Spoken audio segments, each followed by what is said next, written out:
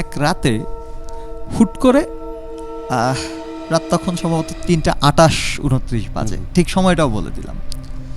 সময়টা কিভাবে বললাম, এত রাতে যখন কলটা আসে ও প্রথমে একটু বিরক্ত হয় যে এত রাতে কে কল দিল, তো ও তখন সময়টা দেখেছিল আর কি, তো দেখলো যে ২৮ বাজে আর কি, ৩:২৮, দেখলো যে ভিডিও কল, মানে গভীর রাত। হ্যাঁ ভিডিও কল। এখন বাংলাদেশের থিওরিতে যে এত রাতে কেউ ভিডিও কল দিলে একটা মেয়েকে মাইন্ড করে, স্বাভাবিক, কিন্তু ও আবার চিন্তা করেছে, কিন্তু জানেনি তো যেহেতু ওরা একটু ডিফারেন্ট একটা কালচার থেকে বিলং করে, ও চিন্তা করলো যে যে কেউ যে কোনো প্রয়োজনে ভিডিও কল দিতে পারে, ওই ভিডিও কলটা রিসিভ করে।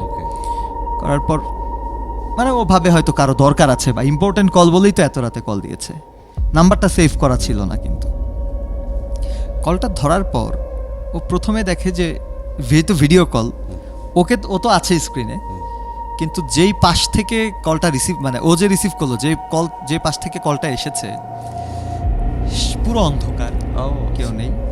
প্রথম ৪-৫ সেকেন্ড সে হ্যালো হ্যালো বলছিল যে কেউ আছে কিনা, না কোনো কথা নাই। কিন্তু ৫ সেকেন্ড পর স্ক্রিনটা পরিষ্কার হয়, ওর ফোনের স্ক্রিনটা। ও তখন দেখতে পায় যে একটা ওরই যে ঘর, ও যে ঘরে বসে আছে সেই ঘরেই ও ক্যামেরায় দেখতে পাচ্ছে, অর্থাৎ ক্যামেরার ওই পাশ থেকে যে কথা বলছে সে ওর ঘরেই।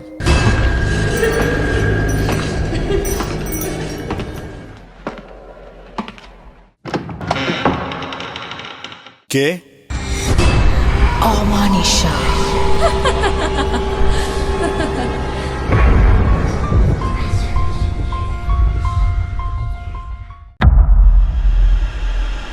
আসসালামু আলাইকুম। শুরু হয়ে গেল অমানিশা। এই মুহূর্তে যারা শুনছেন এবং দেখছেন আমাদেরকে সবাইকে অনেক অনেক ভালোবাসা জানাচ্ছি। অমানিশার আজকে ৩৩তম এপিসোড হতে যাচ্ছে। ৩৩ মানেই হচ্ছে যারা ছোটবেলা থেকে পড়ালেখা করে করে বড় হয়েছেন, বিশেষ করে ৩৩ নম্বর পেলে সেই সময় পাস বলা হতো আর কি। আমার জন্য খুবই স্মরণ করার মতো একটা নাম্বার এটা। এখনো কি ৩৩-এ পাস আছে? যেহেতু আমার বয়স হয়ে গেছে, আমি অনেকবার পেয়ে পাস করেছি, এখন আছে কিনা জানি না। আচ্ছা, এখন আপনি যে এক্সামগুলো দিচ্ছেন সেখানে কি এখন ৩৩ নেই, এখন আসলে গ্রেডিং সিস্টেম, তো দেখা যায় 50% মার্ক না পেলে ফেল হিসেবে। গ্রেডিং সিস্টেম তো আমাদের ওই সময় থেকেই শুরু হয়েছে। না এখন পাস নাম্বার 50% মার্কের মধ্যে, এখন আরো বেশি প্রেসার। তো যাই হোক, ৩৩তম পর্বে আপনাদেরকে ভালোবাসা জানাচ্ছি। অমানিশার শুরুতেই আমি শাফিকে একটু স্পেস করে দিচ্ছি। শাফি তো প্রতিবারের মতোই বিদেশি বা দেশি কোনো ঘটনা নিয়ে আমাদেরকে সুন্দরভাবে বলে আর কি, ঘটনা শেয়ার করে। পাশাপাশি আমাদের একজন গেস্ট আছে, আপনার নাম একটু শুনি। মোহাম্মদ আতিকুল ইসলাম। মোহাম্মদ আতিকুল ইসলাম। আতিকুল ইসলাম। আতিক ভাই হচ্ছে আমাদের আজকের গেস্ট। সেই সাথে শাফি, আপনি শুরুতে আমাকে বলছিলেন যে রনি ভাই খুবই গুরুত্বপূর্ণ একটি কথা আমি বলবো। এইটা আসলে আমাদের অডিয়েন্সের উদ্দেশ্যে বলবো। আজকে খুব মানে এটা কি বলে যে কাকতালীয় ভাবেই আজকে এই যে দিনে আমাদের শুট পড়লো, আজকে জুলাইয়ের 14 তারিখ সম্ভবত। আজকে থেকে ঠিক 6 বছর আগে 2020 সালে, অনেকেই যেহেতু জানেন আমরা দীর্ঘ সময় হরর কমিউনিটি নিয়ে কাজ করছি, আজকে থেকে ঠিক 6 বছর আগে আমার ফেসবুক পেজে একটা মেসেজ আসে। ওকে, একজন লিসেনার আমাকে টেক্সট লেখেন যে I have a story, I want to send that. তো আমি ওনাকে বলেছিলাম যে সরি, আমরা তো স্টোরি নেই না, আপনার ঘটনা থাকলে জানাবেন। তো উনি তো, আপনি দেখেছেন, আমি দেখিয়েছি স্ক্রিনশটটা। তো উনি লিখেছিলেন যে you are very honest, actually আমি দেখছিলাম যে আপনি আসলে স্টোরি নেন কিনা। হ্যাঁ, এইটার সাথে আমাকে একটু যুক্ত করে দেন। সেটা হচ্ছে সেটা আর কি বললাম যে আমরা আসলে ঠিক সব সময় এই জিনিসটা, আমি আসলে ঠিক এই জিনিসটাই আমি পোস্ট করে রেখেছিলাম 2000, এই স্ক্রিনশটটা আমি পোস্ট করে রেখেছিলাম 2 বছর আগের আর কি, 6 বছর আগে, 2020-এর আজকের দিনে। তো সেই 6 বছর আগের মেমোরিটা আজকে এসেছে, আপনাকে দেখালাম যে আচ্ছা আচ্ছা, আমি একটু যুক্ত করি। সেটা বলছিলাম যে আমাদের যে অমানিশাতে যে ধরনের ঘটনা আমরা শেয়ার করছি বা আমরা মাঝে মধ্যে বলি আর কি, সেটা হলো ভূত বা কিছু একটা সামনে এসে হাজির হয়েছে, ভয়ে দৌড় মারা হলো, এই টাইপের ঘটনা কিন্তু আমরা বলি না। এটা গল্প ঘটনা দুটো দু রকমের। গল্প হচ্ছে একটু রং মিশিয়ে বানিয়ে বলা বা একটা মানে চরিত্র তৈরি করা, যা ঘটতে পারে না তাও বলা হয়, সেটাই গল্প। গল্প মানেই আবার মানে অন্য নেগেটিভিটি নেওয়ার কিছু নাই। সেটা হচ্ছে একজন সাহিত্যিক কিন্তু খুব সুন্দর করে প্রেমের গল্প বানিয়ে লিখতে পারে। তো সেখানে ওই গল্পটা আবার একটু ভিন্ন, মানে আপনি আপনার গল্প বলে কাউকে প্রতারিত করবেন না। প্রতারিত করাটা মানেই হচ্ছে বানোয়াট কিছু একটা প্রকাশ করা আর কি। তো যাই হোক, আমরা ঘটনা নিয়েই কাজ করি। অমানির সাথে যে যারা ঘটনা বলতে চান বা এই যে ঘটনা শুনছেন সেই সব বিষয় নিয়ে মতামত ব্যক্ত করতে চাইলে আপনারা আমাদের সরাসরি হোয়াটসঅ্যাপ নাম্বারে কল করে জানাতে পারেন, বা কমেন্টস তো আছে, মেসেঞ্জার তো আছে।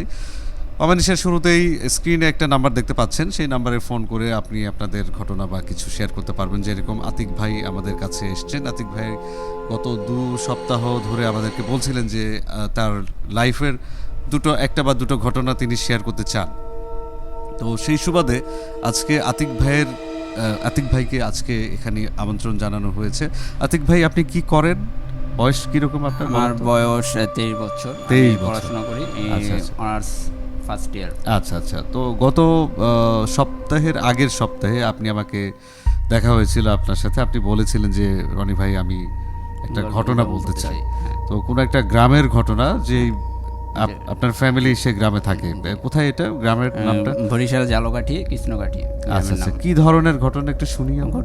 ঘটনা আমার নিজের সাথে হ্যাঁ, হ্যাঁ। ঘটনা ঘটেছিল আজ থেকে 8 বছর আগে, আমি যখন ক্লাস 5-এ পড়ি। তখন যে ওই রাস্তা দিয়ে আগেরই অনেক ছিল যে ওইখানে ভয়ানক বা কিছু একটা হয়, তাও সন্ধ্যার আগে আগে আসতে বলছিল বাসা। কিন্তু সন্ধ্যার অনেক লেট হয়ে যাওয়ার পর আমি একা আসতেছিলাম, তখন তো আর টর্চ লাইটের বা ব্যবস্থা অন্যরকম ছিল না গ্রামে। তখন ওই কত সালের ঘটনাটা? কত সালে বলেন? ঘটনা আমি ক্লাস 5-এ পড়ি তখন। তাহলে মানে সাল কত তখন? 15, 13-14। আচ্ছা, ওকে।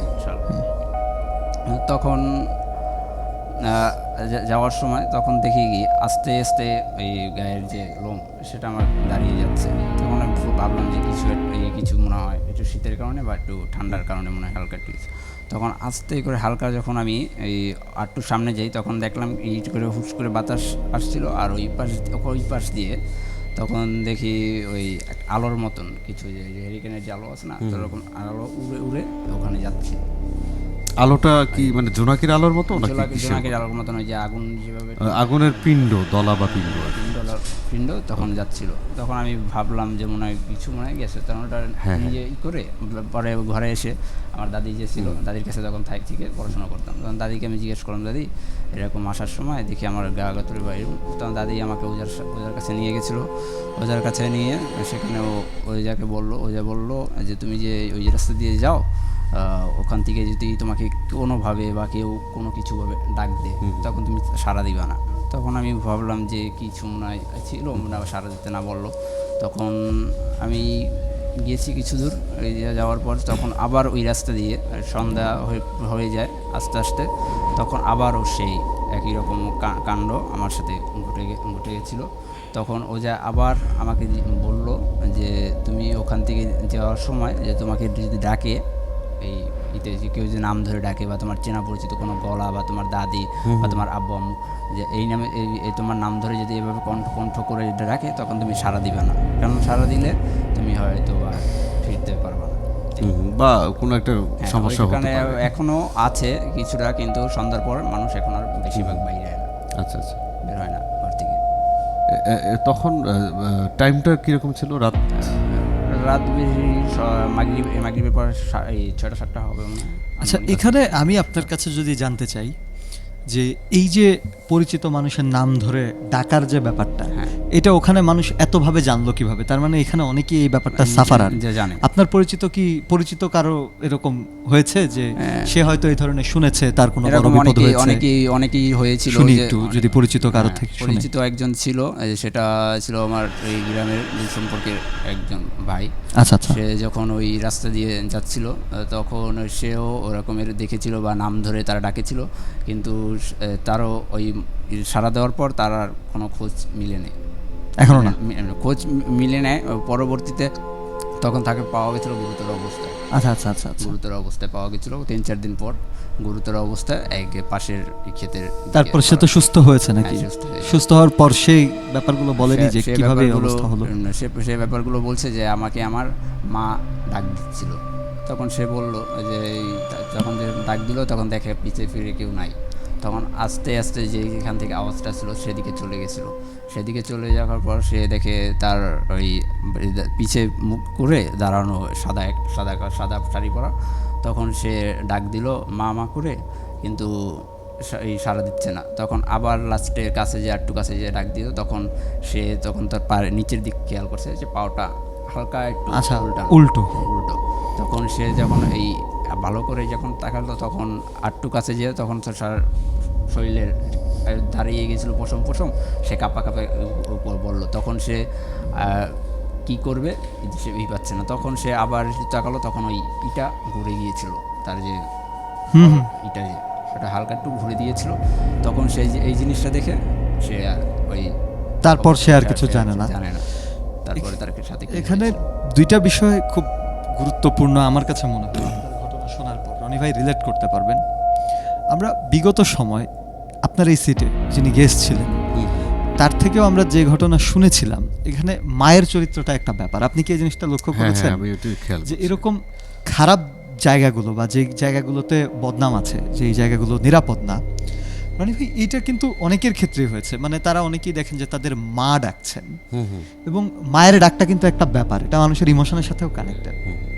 আমি এর আগেও আপনার সঙ্গে একদিন আলাপ করেছিলাম যে ভৌতিক ব্যাপার বা প্যারানর্মাল যে নেগেটিভ ইনসিডেন্টগুলো, রিসার্চাররা মনে করেন যে এটা মানুষের নেগেটিভ ইমোশন থেকেই এটার জন্ম হয়।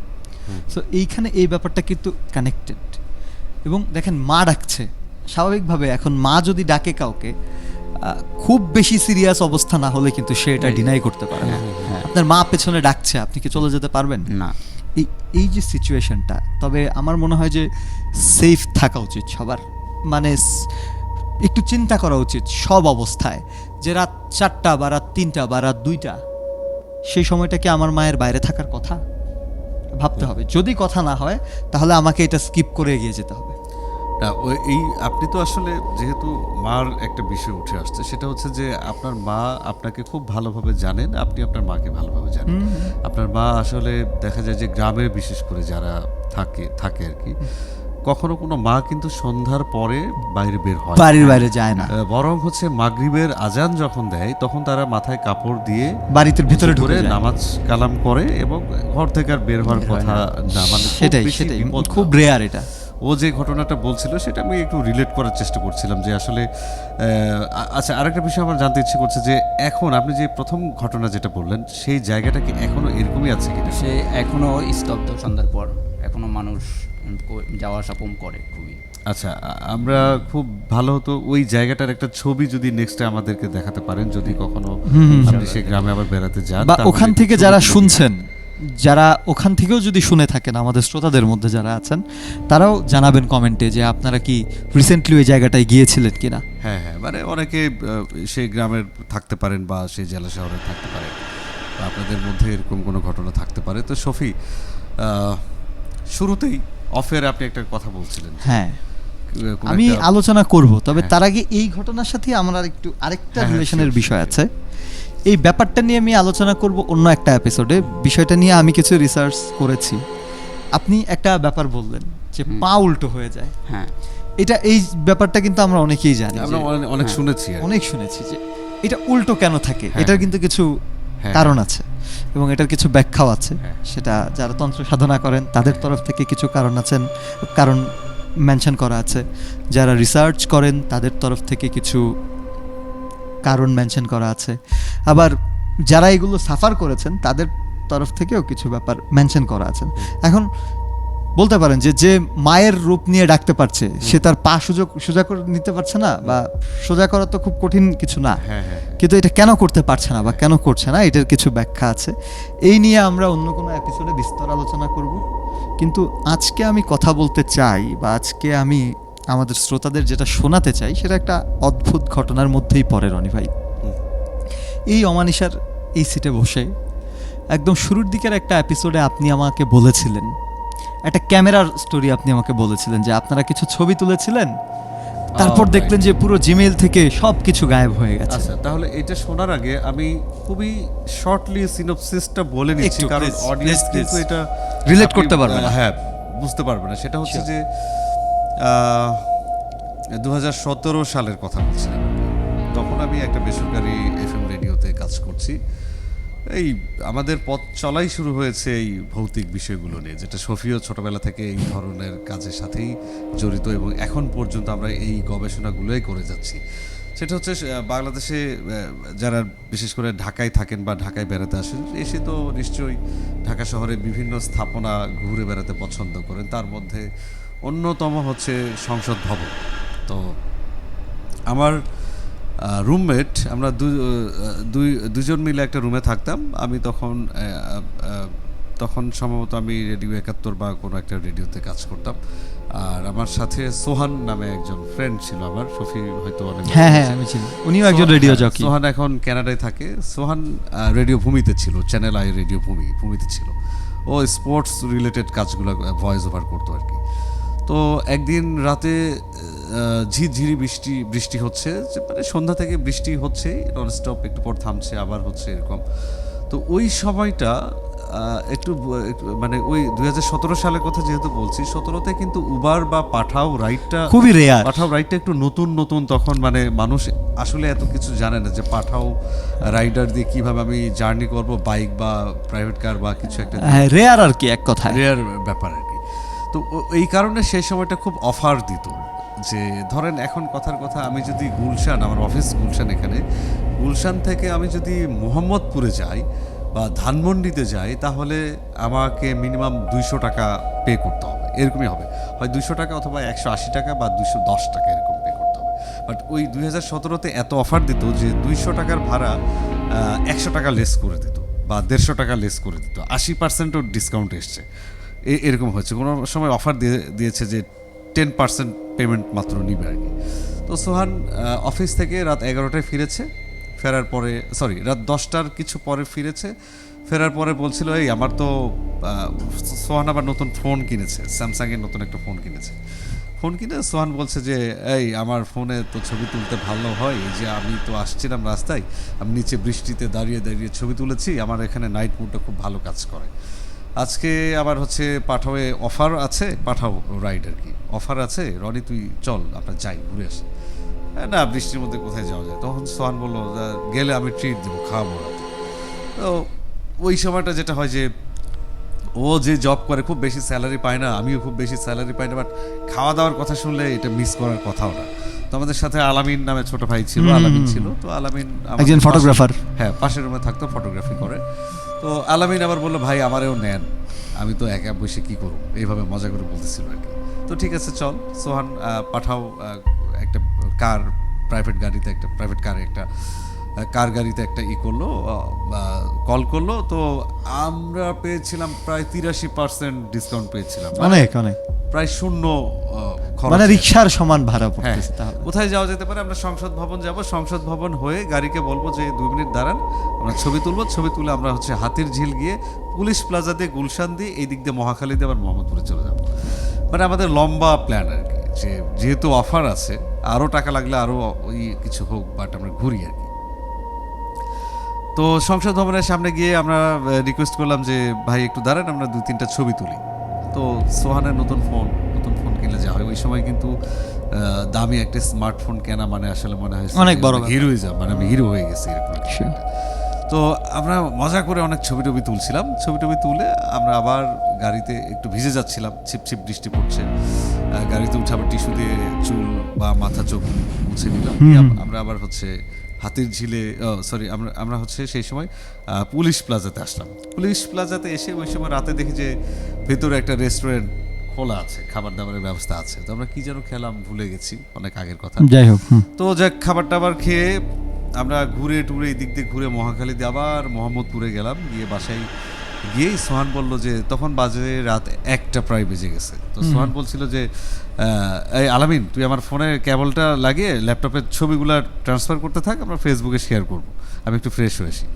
সোহান ওয়াশরুমে গেল, আমি আবার হচ্ছে ওয়াশরুমের বাইরে আরেকটা আয়না আছে, সেখানে গিয়ে আমি দেখছিলাম যে আমি ঠিকঠাক আছি কিনা, চুল ভেজা কিনা, একটু টিস্যু নিয়ে মোছার চেষ্টা করছিলাম। এর মধ্যে আলামিন চিৎকার করে বলছিল যে, রনি ভাই, এবার মানে ওর চিৎকার করে ডাকাটা আমার কাছে ভয়ঙ্কর মনে হয়েছে, মানে খুব ভয়ার্ত না, ভয়ার্ত, মানে রনি ভাই সেই ডাকে তো, মানে কিন্তু খুব বিস্ময় নিয়ে ডাকছে যে মানে খুব একটা কিছু দেখছে। তখন যে ডেকেছে, আমার কাছে খুব মানে ভয় লাগছিল আর কি, হ্যাঁ ভয় লাগছিল। কি হলো, দৌড়ে গিয়েছি, গিয়ে দেখি যে ও মাথায় হাত দিয়ে বসে আছে। কি হয়েছে রে, যে ভাই দেখেন কি হয়েছে, দেখেন এটা এটা কীভাবে সম্ভব। তো দেখে আমরা প্রায় বেশি না 15-20টার মতো ছবি তুলেছিলাম। ছবি প্রত্যেকটা ছবিতে আমরা যে সেলফি বা কুলফি তুলেছি, প্রত্যেকটা ছবিতে একটা লম্বা করে একটা লম্বা একটা মানুষ, এই গলার উপরে মাথা নাই, পায়ের গোড়ালি নাই, ফুল হাতা ফর্মাল শার্ট পরা, জিন্সের মতো মানে ফর্মাল টাইপের একটা প্যান্ট, জিন্স ঠিক না, গ্যাবার্ডিন টাইপের কিছু একটা, পায়ের গোড়া থেকে দেখা যাচ্ছে না, মাথার গলার উপরে দেখা যাচ্ছে না, বাট খুবই লম্বা। মানে ধরেন আলামিন বা সোহান ওরা 5 ফিট 6 ইঞ্চির মতো লম্বা ছিল, আর যাকে ছবিতে দেখা যাচ্ছিল মাথা নাই, সে মিনিমাম 15 ফিট লম্বার মতো হচ্ছে আর কি, আরও বেশি হতে পারে। ওই ছবিটা দেখে আমিও তো ভয় পেয়ে গেলাম যে এটা কীভাবে সম্ভব। আমরা তো ছবি তুলেছি, ওই সময় তো কেউ ছিল না। তারপরে সোহান ওয়াশরুম থেকে গোসল টোসল শেষ করে আসলো, সোহানকে বললাম দেখ এটা কী অবস্থা। সোহান তো ভয়ে কাঁপানি শুরু হয়ে গেছে যে এটা কী হচ্ছে, কাঁপছে ভয়ে, এটা কীভাবে সম্ভব। সাথে সাথে আমরা তখন তো আমাদের বিভিন্ন রেডিওতে আমরা যারা এই ভৌতিক শোটো করে বেড়াই, সবাইকে আমি ছবি, বড় ভাই যারা আছে, ছবি আমি সেন্ড করে দিলাম মেসেঞ্জারে সেন্ড করে দিয়েছি। তো সবাই আমাকে বললো যে এটা ফ্ল্যাশ করো না, তোমরা ফেসবুকে দিও না, আমরা এটা নিয়ে কালকে কথা বলবো, আজকে যেহেতু রাত হয়ে গেছে। তো পরের দিন সকালে ঘুম থেকে উঠে আমার মনে হলো যে ছবিগুলো দেখি প্রত্যেকটা ছবিতে যে লম্বা লোকটা দাঁড়িয়েছিল, পায়ের গোড়া নাই, মাথার উপরে নাই, সেই লোকটা নাই, ছবিটা হাওয়া হয়ে গেছে, ছবি নাই। তো আমরা তো আবারও মানে এটা নিয়ে খুব মানে অবাক হয়ে আমরা মিটিং শুরু করলাম যে আসলে এটা কি হতে পারে। তো বললো ঠিক আছে এইভাবে রাখি, দেখা যায় আমরা পরে সিদ্ধান্ত নিব। পরে আমরা যে যার মতো অফিসে চলে যাই। পরে আবার রাতে বাসায় এসে দেখি যে ছবিগুলো আবার বের করে ভাবছিলাম যে আবার দেখি একটু ভাবি কি হচ্ছে ব্যাপারটা। তখন দেখি ল্যাপটপের ছবিগুলো নাই, হাওয়া হয়ে গেছে। আমরা ভেবেছিলাম আলামিন ভয়ে ডিলিট করে দিল কিনা। তো আলামিনকে ডাকা হলো, আলামিন বলল ভাই আমি সারাদিন পর বাসায় একটু আগে আসলাম, আপনারা তো ছিলেন না, আমি কেন ডিলিট করব। তারপরে মনে হলো যে তাহলে এটা বের করতে হবে, যে এটা তো লাগবে আমাদের। পরে মনে হলো সোহান বলাই তুই না ভাইয়াকে হচ্ছে মেসেঞ্জারে পাঠাইছিস। মেসেঞ্জার খুলে দেখি মেসেঞ্জার ওই চ্যাটিং ঠিক আছে, বাট ছবি নাই, মানে একদম নাই। মানে ডিলিট করলে হয় না যে ডিলিটের একটা দাগ, সেই ডিলিটের দাগ। তখন কিন্তু রিমুভের অপশন ছিল না। আপনারা যখনকার কথা বলছেন, এখন তো আমরা আনসেন্ড করতে পারি, তখন মেসেঞ্জারে আনসেন্ডের কোনো অপশন ছিল না। যাই হোক আমি ভুলে গিয়েছি, তো মানে ছবিটা নাই আর কি, কয়েকটা ছবি নাই, অর্থাৎ অদ্ভুতভাবেই গায়েব হয়ে। হ্যাঁ, এটা দর্শকদের কেন বলে নিলাম সেটা হচ্ছে যে শাফি এখন যে ঘটনাটা আপনাদের শেয়ার করবে, সেই ঘটনাটা অনেক বেশি রিলেটেড। হ্যাঁ, আমাকে বলছিল রনি ভাই আপনার ওই ঘটনা রিলেট করে আমি এটা বলছি। তো রিলেট করা মানে আপনারা কিন্তু বিষয়টা জানতেন না, আমি আপনাদের ঘটনাটা বললাম। এখন শফি আমাদেরকে বলতে পারেন গায়েব হয়ে যাওয়ার যে ব্যাপারটা অদ্ভুত ভাবে। এবং দেখেন আমরা তো ভৌতিক ব্যাপারটাকে সবসময় একটা প্রাক পুরাণিক অ্যানশিয়ান্ট কালচার, প্রাচীন হিসাবে চিন্তা করি, বা ওই যে রূপকথা এই টাইপের ভাবি। গ্রামের একটা কোনো ভৌতিক গ্রাম যেখানে বিদ্যুৎ নেই, সেখানে আটকে রাখি। কিন্তু এই ঘটনাগুলো কিন্তু সময়ে সময়ে মোড় চেঞ্জ করছে। যেমন আজকে থেকে 10 বছর আগের যে ভৌতিক ঘটনাগুলো, তখন তো মেসেঞ্জারে তেমন কিছু ঘটার সম্ভাবনা ছিল না, কিন্তু এখন মেসেঞ্জার আছে, দেখেন আপনার ঘটনাও কিন্তু চেঞ্জ হয়েছে। মেসেঞ্জার থেকে অটো সব মেসেজ রিমুভ হয়ে গেছে। যাই হোক, এখন আমি যে ঘটনাটা বলবো, ঘটনাটা অনেক বেশি রিলেট করতে পারবেন যারা জাপান থেকে আমাদেরকে শুনছেন, জাপানে বাংলাদেশি যারা আছেন এবং দক্ষিণ কোরিয়ায় যারা আছেন। এই যে এই দুইটা অঞ্চলের স্পেশালি যারা থাকেন বাংলাদেশি, তারা যদি শোনেন এটা বেশি রিলেট করতে পারবে। জাপান এবং দক্ষিণ কোরিয়ায় প্রথমে আমি একটা মিথ বলে নেব। মিথ না, এটা আসলে এটাকে বলা হচ্ছে আরবান লেজেন্ড। মানে ওখানে প্রচলিত, অনেক বেশি প্রচলিত, মোটামুটি সবাই এই ব্যাপারে জানে।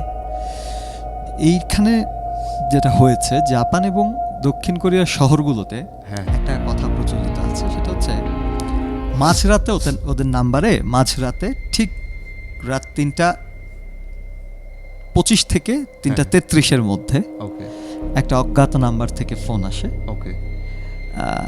নাম্বারটা ওরকম এখন আমি মুখস্থ বলতে পারবো না, বাট নাম্বারটা যদি আমি বলি, মানে কাছাকাছি ডিজিটের একটা নাম্বার থেকেই কল আসে সবার এখানে। এটা কিন্তু বহুল প্রচলিত একটা ব্যাপার। ঠিক সময়টা হচ্ছে রাত 3:25 থেকে 3:33-এর মধ্যে। এর মধ্যে এই নাম্বার থেকে যে কলটা আসে এটা আপনার হুট করে আসবে, আপনি যতক্ষণ না কলটা রিসিভ না করবেন ততক্ষণ পর্যন্ত, এটা ভিডিও কল আর কি, এই ভিডিও কলটা আসতে থাকে।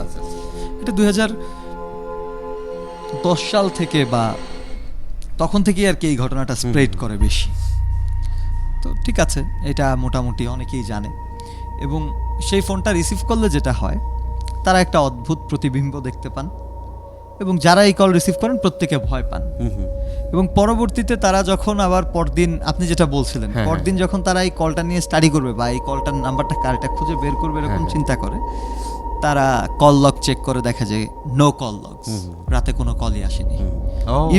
ইভেন সিম কোম্পানিগুলো জানায় যে এরকম কোনো কল আসেনি। যেমন সিম কোম্পানির সঙ্গে যখন কথা হয় যে আমার তো রাতে একটা কল এসেছিল, তখন তারা ইনফর্ম করে যে সরি, আমরা এমন কোনো কল লগ দেখতে পাচ্ছি না বা এরকম কোনো তথ্য আমাদের কাছে নেই। তো কলটা অদ্ভুতভাবে আসে। কিন্তু এখন আমি যে ঘটনাটা আপনাকে বলবো সেটা হচ্ছে দক্ষিণ কোরিয়ায় একটা মেয়ে যে অন্য একটা দেশ থেকে অ্যাব্রোডে এসেছিল দক্ষিণ কোরিয়া, এবং সে দক্ষিণ কোরিয়ার একটা ইউনিভার্সিটির স্টুডেন্ট। তো স্বাভাবিকভাবে ওখানে স্টুডেন্টরা তো আর আমাদের ম্যাচ বা অন্যভাবে থাকে না, ওরা যেটা করে একটা ফ্যামিলির সাথে বা একটা বাসায় ওরা একটা রুম নেয়, সাবলেট থাকার, যেটা আর কি, এটা আর কি দক্ষিণ কোরিয়ায় বেশি প্রচলিত। তো ও কোনো একটা বাড়িতে 4-5 জন বা 6 জন স্টুডেন্ট মিলে একটা সাবলেট ফ্ল্যাটে উঠেছিল, যেখানে কয়েকটা রুম আছে এবং প্রত্যেকে একটা একটা করে রুম নিয়ে ওই বাড়িটা সাবলেটে থাকতো। তো যে মেয়েটার কথা বলছি তার নাম আমি স্পেসিফিকলি জানি না বলে আমি বলতে পারছি না, কারণ আমি রং ইনফরমেশন দিতে চাই না।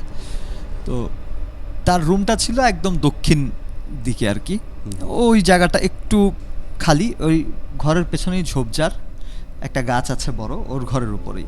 এখন এই ঘরটা ঠান্ডা বলে ও ওই ঘরটাই সিলেক্ট করেছে, কিন্তু এই ঘরটা একটু ব্যাকওয়ার্ড, বাসা থেকে একটু ব্যাকওয়ার্ডে পড়েছে।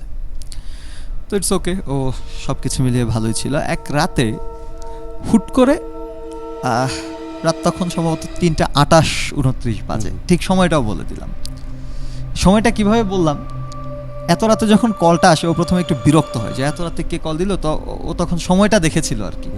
তো দেখলো যে 28 বাজে আর কি, 3:28, দেখলো যে ভিডিও কল, মানে গভীর রাত। হ্যাঁ, ভিডিও কল। এখন বাংলাদেশের থিওরিতে যে এত রাতে কেউ ভিডিও কল দিলে একটা মেয়েকে মাইন্ড করে, স্বাভাবিক। কিন্তু ও আবার চিন্তা করেছে, কিন্তু জানেনি তো যেহেতু ওরা একটু ডিফারেন্ট একটা কালচার থেকে বিলং করে, ও চিন্তা করলো যে যে কেউ যে কোনো প্রয়োজনে ভিডিও কল দিতে পারে, ওই ভিডিও কলটা রিসিভ করে। করার পর মানে ও ভাবে হয়তো কারো দরকার আছে বা ইম্পর্টেন্ট কল বলেই তো এত রাতে কল দিয়েছে, নাম্বারটা সেভ করা ছিল না। কিন্তু কলটা ধরার পর ও প্রথমে দেখে যে যেহেতু ভিডিও কল, ও তো আছে স্ক্রিনে, কিন্তু যেই পাশ থেকে কলটা রিসিভ, মানে ও যে রিসিভ করলো, যে পাশ থেকে কলটা এসেছে পুরো অন্ধকার, কেউ নেই। প্রথম 4-5 সেকেন্ড সে হ্যালো হ্যালো বলছিল যে কেউ আছে কিনা, না কোনো কথা নেই। কিন্তু 5 সেকেন্ড পর স্ক্রিনটা পরিষ্কার হয়, ওর ফোনের স্ক্রিনটা। ও তখন দেখতে পায় যে একটা ওরই যে ঘর, ও যে ঘরে বসে আছে সেই ঘরেই ও ক্যামেরায় দেখতে পাচ্ছে, অর্থাৎ ক্যামেরার ওই পাশ থেকে যে কথা বলছে সে ওর ঘরেই। আচ্ছা আচ্ছা, কিন্তু কেউ কথা বলছে না, কোনো সাউন্ড নাই কিন্তু। তো সে একটু অবাক হয় যে কি অদ্ভুত ব্যাপার, আমার ক্যামেরা ফ্রেম এটা বাইরে থেকে কিভাবে দেখতে পাচ্ছে, মানে সে ভিডিও কলে তার রুমটাই দেখতে পাচ্ছে। অদ্ভুতভাবে আরো 2-3 সেকেন্ড যাওয়ার পর সে দেখলো আস্তে আস্তে একটা প্রতিবিম্ব ক্যামেরায় তার দিকে এগিয়ে আসছে।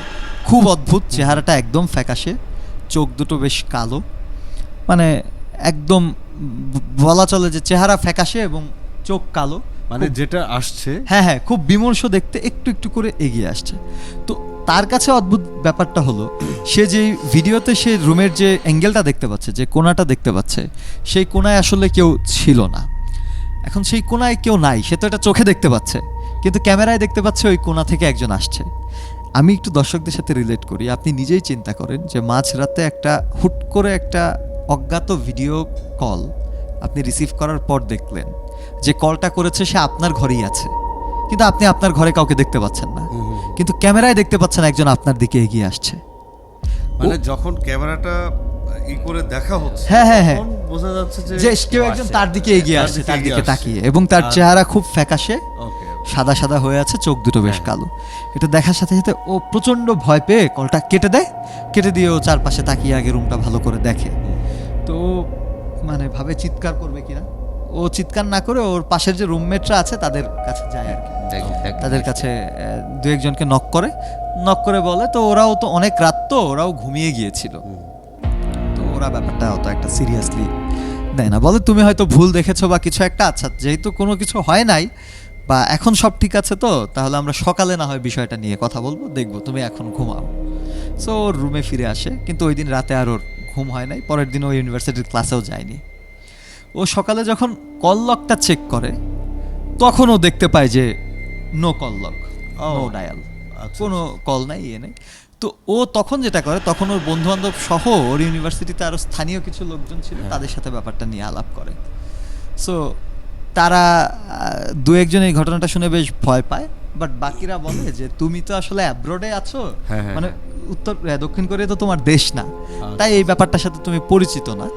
দক্ষিণ কোরিয়ায় মাঝে মধ্যেই এই ধরনের একটা কল আসে, আমাদের প্রায় 20 থেকে 30 জন আমাদের পরিচিতই আছে যারা এটা এক্সপিরিয়েন্স করেছে, এবং আমাদের অনেকের নাম্বারে এই ফোনটা আসে, আমরা কেউ রিসিভ করি না, কারণ আমরা জানি যে এটা কোনো ভালো ব্যাপার না। আমরা কল রিসিভ করলে দেখা যায় যে নিজের ঘরেই কেউ একজন আছে, সেই ভিডিও কল করেছে। এবং সবচেয়ে বড় যেটা ব্যাপার, যেটা দক্ষিণ কোরিয়ানরা খুব বিশ্বাস করে, সেটা হচ্ছে এই কলটা আসার পর যার কাছে আসে খুব অল্প সময় পরেই তার সঙ্গে খুব অশুভ একটা কিছু ঘটে বা খুব খারাপ একটা কিছু ঘটে, হয়তো তার জব চলে যায়, হয়তো সে একটা অ্যাক্সিডেন্ট করে, এই ধরনের বিষয়গুলো হয়। এখন সেই মেয়েটাকে আসলে এই ধরনের কোনো কিছু সাফার করেছে কিনা এই তথ্য এখন পর্যন্ত আমার কাছে নেই, তাই বলতে পারছি না। কিন্তু এই বিষয়টা নিয়ে পরে আমি পড়তে গিয়ে দেখলাম যে এই সেম বিষয়টা জাপানেও হয়, এবং জাপানিজদের একটা বিশ্বাস যেটা, তারা ঠিক 3:33 ওই সময়টাকে তারা খুব সিরিয়াসলি ট্রিট করে, এবং তারা খুব ভয়ে থাকে যে 3:33 তারা কোনো পরিচিত নাম্বারের কলও ধরতে চায় না, ঠিক 3:33। যেহেতু ধরতে না চাওয়ার কারণটা হচ্ছে যে যদি এরকম কোনো কল হয়, ভয়ঙ্কর কিছু হয়, সো এটা রাইট। সো জাপান আর উত্তর কোরিয়া এই দুইটা কল নিয়ে খুব উইয়ার্ড থাকে, এবং এখন পর্যন্ত স্পেশালি যারা অ্যাব্রোড থেকে যায় তারাও একটু এখন সতর্ক। এই দুই দেশে নিয়ে আসার কল আসার কারণ কি? এটার কোনো কারণ আসলে এইটা দেখেন, সবকিছুর তো কারণ থাকে না, এইটা শুধু ওখানকার মানুষজনের একটা ভয় এবং কিছু অভিজ্ঞতা, এবং একজনের না, একাধিক মানুষের। এখন তারা জাস্ট ভয়টা পায়, কিন্তু এই কলটা আসলে কে দেয়, কারা দেয়, এই ব্যাপারে কোনো তথ্য আসলে নাই, কারো কাছেই নাই। এটা এমন একটা কল যে কল সেন্টারগুলো পর্যন্ত বা সিম কোম্পানিগুলো পর্যন্ত এর কোনো ডেটাবেজ এখনো দিতে পারে না, কোনো ডকুমেন্টস আসলে তারাও পাচ্ছে না যে আসলে এটা কিভাবে হতে পারে। ইভেন এরকম হয়েছে যে কয়েকজন যেটা করেছে, নাম্বারটা তারা টুকে রেখেছে যে এই নাম্বার থেকে কলটা এসেছে, কিন্তু পরবর্তীতে তারা যখন এই সেম নাম্বারে কল দিয়েছে, দেখা গেছে এমন কোনো নাম্বার সার্ভিসে নাই বা ছিলও না কখনো। তো এই হচ্ছে, এইটা আমার কেন জানি মনে হচ্ছে যে যেহেতু দেশের বাইরের একটা ঘটনা, আপনি জাপানের কথা বলছেন, হ্যাঁ, যে আমি দেশের বাইরে, আমার এক ফ্রেন্ড থাকে, ও ফ্রান্সে আছে, তো ও একবার আমাকে এরকম বলেছিল যে ওদের ওখানকার যে ভৌতিক বিষয়গুলো ঘটে সেটা আমাদের দেশের মতো না, মানে আমাদের যে একটা হচ্ছে প্যারানরমাল বিষয় নিয়ে একটু সে ভুলভাল বলছে বা ভয় পাচ্ছে, কোনো একটা কিছু ঘটে গেল, এরকম কিছু আমাদের দেশে যেগুলো গল্প বা ঘটনা আমরা নিয়ে আসি, বাট দেশের বাইরে ওদের ব্যাপারটা এরকম যে ধরেন টেবিলে এই মাত্র কফি বানিয়ে রাখা হলো, 1 মিনিটের মধ্যে দেখা গেল মানে কফি নাই, মানে কে যেন খেয়ে ফেলেছে, এরকম একটা কি যেন বলছিল। আমি ঘটনাটা আমি পুরোপুরি বলতে পারবো না, বাট ওকে আমি আজকে এই ব্যাপারে একটু আস্ক করতে পারি যে আসলে ঘটনাটা কিরকম হয়েছিল, তুমি আমাকে বলতে পারবে কিনা। দেশের বাইরের ব্যাপার বলছেন তো রনি ভাই, আপনাকে একটু যুক্ত করে বলি। বাংলাদেশে ধরেন কতজনের সাথে আর ভৌতিক ঘটনা ঘটে, আর কতজনই বা সাফারার, কিন্তু আমি যদি আপনাকে আমেরিকার কথা বলি, আমি সবসময় এখানে আমি একটা একমত না আপনার সাথে। কেন? সেটা হচ্ছে আপনি আমেরিকার ঘটনা বলবেন, একটু মনে রেখেন। তার আগে বলি, আমি 2016 দিকে হতে পারে, আমাদের বাংলাদেশের FM মিডিয়ার যারা বড় ভাই আছেন, যারা শুরুর দিকে ভূতের লিড করেছেন, তাদের মধ্যে খুবই জনপ্রিয় একজন, তার সাথে আমার চিটাগং যাওয়ার একটা সৌভাগ্য হয়েছিল। আচ্ছা বেসিক্যালি চিটাগং যাওয়া হয়েছিল উনি মোটিভেশনাল স্পিচ দিবেন সেই আচ্ছা জন্য। আচ্ছা ওকে কিন্তু ব্যাপারটা যেটা হয়েছে এই যে ভৌতিক যে ঘটনাগুলো বলা হয় চিটাগংয়ে আপনি খেয়াল করবেন চিটাগং সিলেট এই এলাকার জনসাধারণ মানুষ যারা আছে তারা কিন্তু এই ঘটনার সাথে একটা যোগসূত্র তৈরি করে এবং তারা মনে করে এই যে আমরা বলছি যে ঘটনা আমরা অনেক কিছু জানি এবং আমরা তাবিজ কবজ ফু দিলে তাদের এটা ভালো হয়ে যাবে ভয়ের হ্যাঁ, হ্যাঁ। ব্যাপারটা। তো আমরা যে চট্টগ্রাম যেদিন গিয়েছি কোথায় মোটিভেশনাল স্পিচ দিবেন বড় ভাই সেখানে কিন্তু শত শত মানুষ এসছে কেউ বোতলে করে পানি নিয়ে এসছে কেউ তেল নিয়ে আসছে তাকে মনে করতো যে সে একটা বড় তান্ত্রিক হয়ে গেছে গবেষণা করে সে ভূতের ঘটনা শেয়ার করছে ভাই প্লিজ ভাই আমাকে একটু শুধু এই পানিতে ফু দিয়ে দেন। পরে আমরা বিরক্ত হয়ে এত মানুষ এসছে তো কোথায় আপনি যে- রেডিও জকি আর কোথায় হ্যাঁ, তান্ত্রিক? হ্যাঁ হ্যাঁ হ্যাঁ কোথায় মানে তান্ত্রিক বানিয়ে দেওয়া হচ্ছে আমাদেরকে যে ওনাদের ধারণা ছিল এই যে আমরা গবেষণামূলক বা কোনো একটা তথ্য উপাত্ত নিয়ে আমরা যে হরর ঘটনাগুলো বলছি তার মানে আমরা অনেক কিছু জানি এবং আমরা সলিউশন জানি। হ্যাঁ এবং আমাদেরকে অনেকে এটা- কবিরাজ কিন্তু মনে করে। হ্যাঁ হ্যাঁ তো এখন বলেন যে বলছিলেন না যে বাংলাদেশে হয়তো নাই আপনি যদি ট্যুর করেন এই ভৌতিক বিষয়গুলোতে তাহলে হয়তো সেটা টের পাওয়া tour যাবে। করেন, গ্রামে গঞ্জে এখনো গ্রামে গঞ্জে কত শত মানুষ যে সাফারার। সাফারার প্যারানরমাল বিষয় নিয়ে আপনি আসলে শেষ করতে পারবেন এটা ট্রু। সেই জন্য বলছিলাম তো আমেরিকার কি একটা হ্যাঁ আমেরিকা এটা বললাম কেন আমি দেখলাম যে রিসেন্ট আমি ইদানিং আরো কিছু সিরিজ নিয়ে স্টার্ট হ্যাঁ, করছি হ্যাঁ, হ্যাঁ।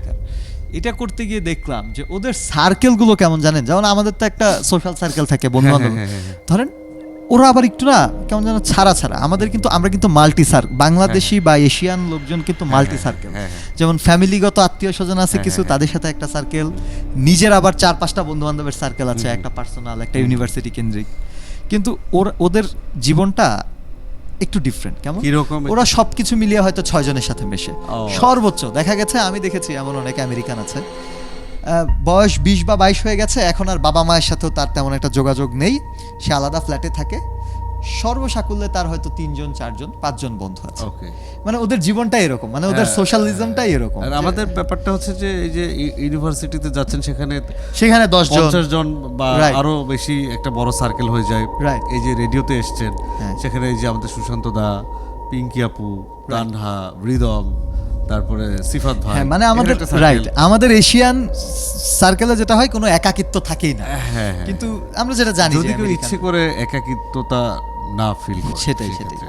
তো আমেরিকানরা এই একাকিত্বে যে থাকে ওদের যে 4-5 জনের একটা সার্কেল থাকে দেখা গেছে প্রত্যেক সার্কেলে ওই 4 জনের মধ্যে একজন হয় সে অকাল্টিস্ট নয় সে সাফারার ওকে ওকে হয় সে তান্ত্রিক তান্ত্রিক কিন্তু আপনি দেখে বুঝবেন না নয়তো সে ভুক্তভোগী তার মানে এই আমি ভুক্তভোগীর কথা বাদ দিলাম তার মানে অনেকেই তারা তান্ত্রিকতা নিয়ে কিছু না কিছু হ্যাঁ, হ্যাঁ, কাজ হ্যাঁ। ভাবে বা ইভেন কাজ দেখেন করে practice করে। আপনাকে একটা বিষয় বলি ধরেন বাংলাদেশের কোনো একটা প্রতিষ্ঠান যদি হসপিটাল হয় সেটা ধরেন বাংলাদেশের কোনো একটা হসপিটালে রেগুলার প্যারানরমাল কিছু না কিছু ঘটে চলেছে হসপিটাল কর্তৃপক্ষ কি করবে সেটাকে ধামাচাপা দিবে ইয়ে করবে যে না এটা এরকম কিছু আমাদের হয় না এটা অবৈজ্ঞানিক হ্যাঁ কিন্তু ইউরোপ আমেরিকায় এমন অনেক হসপিটাল আছে এমন কি আছে যেটা হসপিটাল কর্তৃপক্ষ নিজেই হয়তো 2টা কামরাকে বন্ধ করে ফেলে রেখেছে হ্যাঁ, হ্যাঁ, এবং তারা নোটিশ দিয়ে রেখেছে এই কামরা খোলা যাবে না হ্যাঁ হ্যাঁ হ্যাঁ কারণ তারা নিজেরাই নোট করে রেখেছে যে এই জায়গাটায় সমস্যা আছে হ্যাঁ, সো আমরা যে ভৌতিক ব্যাপারগুলো নিয়ে আলোচনা করি চর্চা করি আমরা মনে করি যে বাংলাদেশ বলে হয়তো আমরা এগুলো নিয়ে আলোচনা করছি কিন্তু ব্যাপারটা তা না এটা একটা গ্লোবাল ইস্যুস গ্লোবাল ইস্যুস এবং একটু আগে যে আমাদের আতিক ভাই বলছিল না শুরুর দিকে একটা ঘটনা বলছিল তো আমি ওইটা একটু আমার ব্রেনটা এখন ওখানে চলে গিয়েছে কেন গিয়েছে আমি বলি যে আতিক ভাই যে ঘটনাটা বলছিলেন প্রথম দিকে এখন পর্যন্ত আপনার গ্রামটা হচ্ছে শরীয়তপুরে বলছেন না জালকাঠি কি বরিশাল। ঝালকাঠি ঝালকাঠিতে এখনো দেখবেন গ্রামে গেলে এই ধরনের ছোটখাটো ঘটনা কারো না কারো ঘটে থাকে আ- কিন্তু আছে। ওই গ্রামে তো ওই আগে যে ছিল পূর্বপুরুষ যারা ছিল হ্যাঁ। তারা বলে এই আইনকেই চুবিয়ে ওই পুকুরের থেকে থালা বাসন বা ইকে আমরা তখন ওগুলো বিশেষ করিনি আচ্ছা আচ্ছা আস্তে আস্তে যখন ওই ইটি চলাফেরা করেছি তখন রাতে হয়ে বাইরে থেকে বেরোতে আমরা তখন ওগুলো মানতাম না তারপরে এই ঘটনা ঘটে গেল আমার সাথে আপনার সাথে তো ঘটনা ঘটে গেল এখন তো বাড়িতে যাওয়া হয় তো মাঝে যাওয়া মধ্যে হয় যাওয়া মাঝে মধ্যে যাওয়া হয় আচ্ছা এখন কি ওই এখন সন্ধ্যার পর বের হই না আচ্ছা, আচ্ছা। যেখানেই থাকি সন্ধ্যার পর আজানের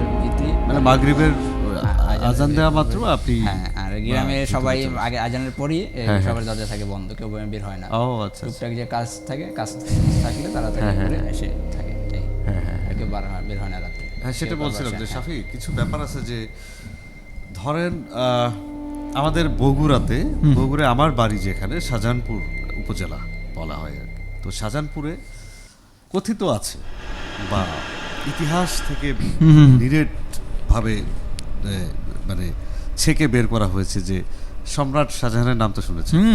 তো সম্রাট শাহজাহান আমাদের এই তখন তো বগুড়া হচ্ছে একটা মানে না, তখন তো বগরা খান আসলে নামে একজন রাজা ছিল। হ্যাঁ, তখন তো বাংলাদেশ ছিল না, আপনার ভারত উপমহাদেশের সম্রাট থাকতেন একজন। হ্যাঁ, বগুড়া মহাস্থানগড় চীনের প্রাচীরের মতো দেয়া আছে, ওখানে বগরা খান নামে একজন রাজা ছিল।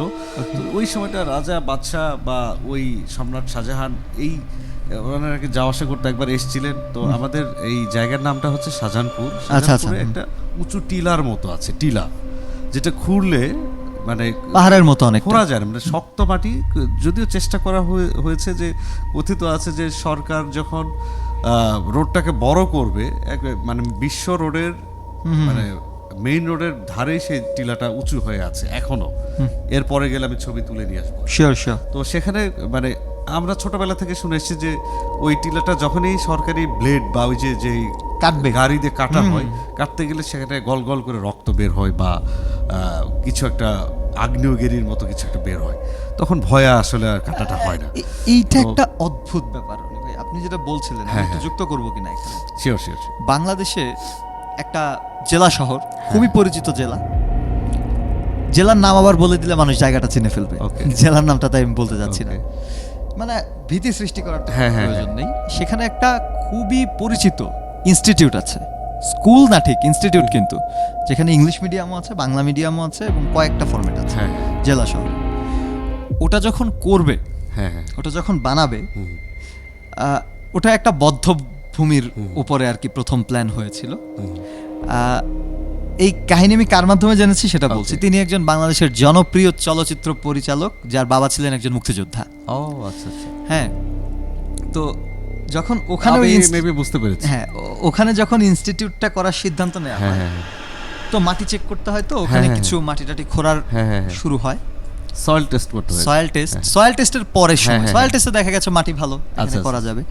যখন মাটি খোঁড়া শুরু হলো, গল গল করে রক্তে পুরো মাটি ভিজে গেল, যেটা পুরো মাটি ভিজে গেল। তখন দেখা গেল কি, এটা অনেক আগের কথা, তো তখনও এই ব্যাপারগুলো এত সিরিয়াসলি মানুষ নিত না।